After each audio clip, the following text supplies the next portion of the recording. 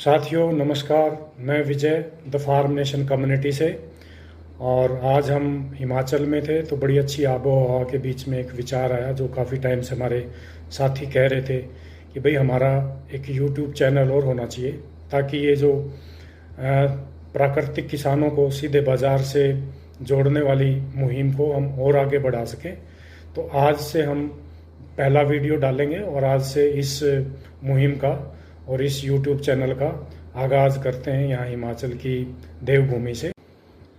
साथियों मेरा आपसे अनुरोध है कि इस वीडियो में आप अंत तक बने रहें क्योंकि इस वीडियो में हम 3-4 बड़े महत्वपूर्ण पहलुओं पर विस्तृत चर्चा करने वाले हैं, जिसमें 4 मुख्य अपने केंद्र बिंदु रहेंगे। नंबर 1 कि भाई ये community the farm nation community क्या है, इसमें कौन कौन लोग हैं, कौन कौन लोग ज्वाइन कर सकते हैं। दूसरा पहलू रहेगा कि भाई इस कम्युनिटी की हमें ज़रूरत क्यों पड़ी, क्या समस्याएं थी किसान साइड और कंज्यूमर साइड, जिसको हम इसमें एड्रेस करेंगे। तीसरा है कि हम क्या कर रहे हैं अभी फ़िलहाल, क्योंकि ये काफ़ी कम्युनिटी काफ़ी टाइम से है, और हम कैसे आगे इसको बढ़ाएंगे, क्या क्या करने वाले हैं।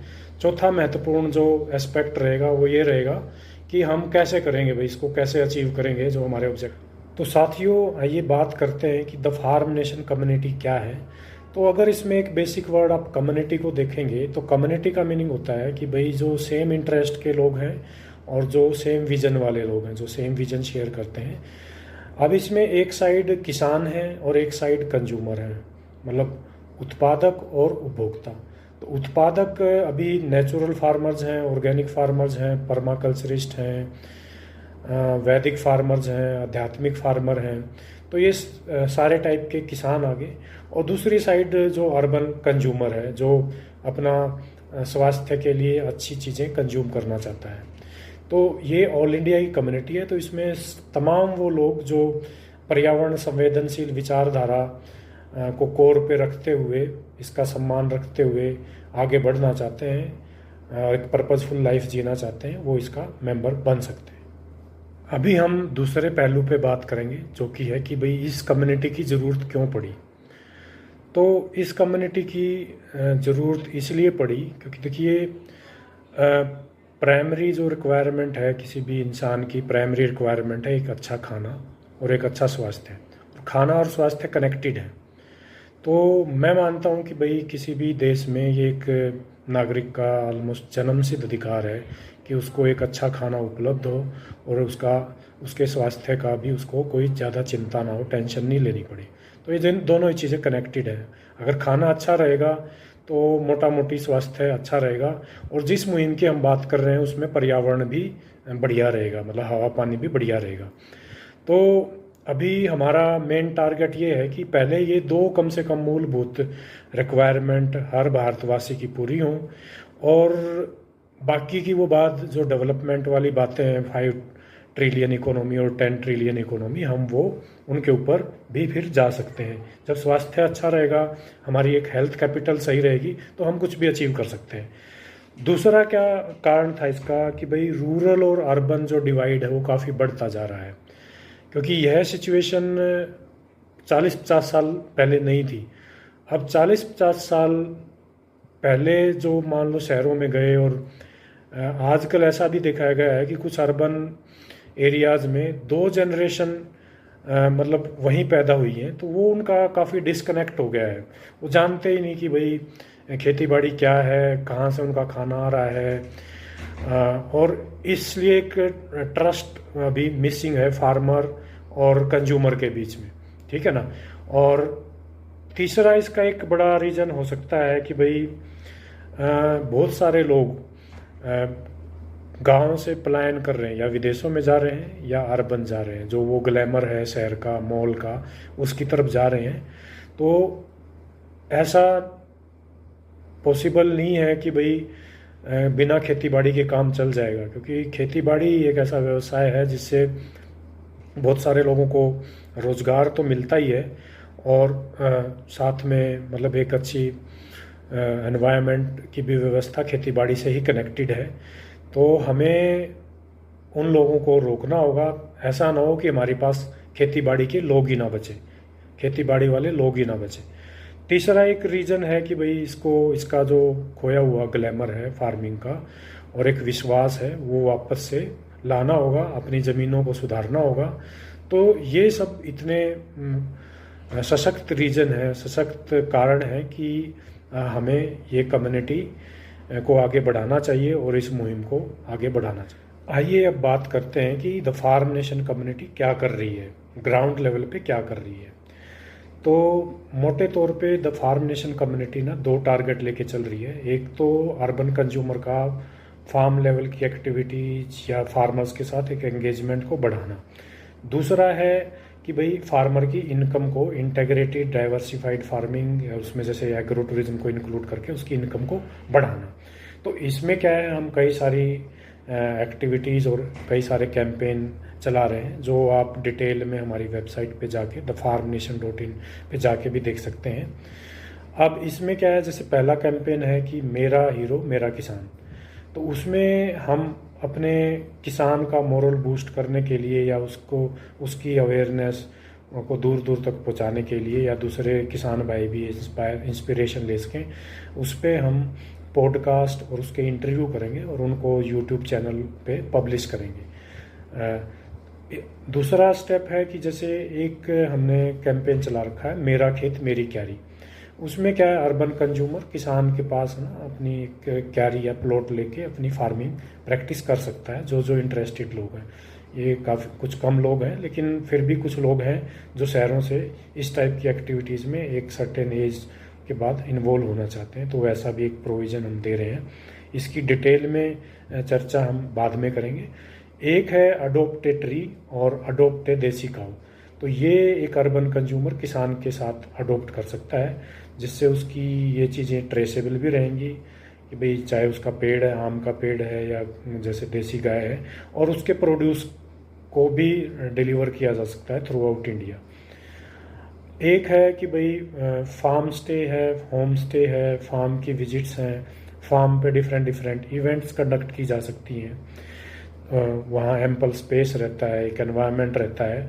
तो इस तरह से एक अर्बन कंज्यूमर 3-4 तरीके से किसान के साथ एंगेज होके इन डिफरेंट एक्टिविटीज़ और इवेंट्स में जो कि सिम्बायोटिक है दोनों के लिए, पार्टिसिपेट कर सकता है।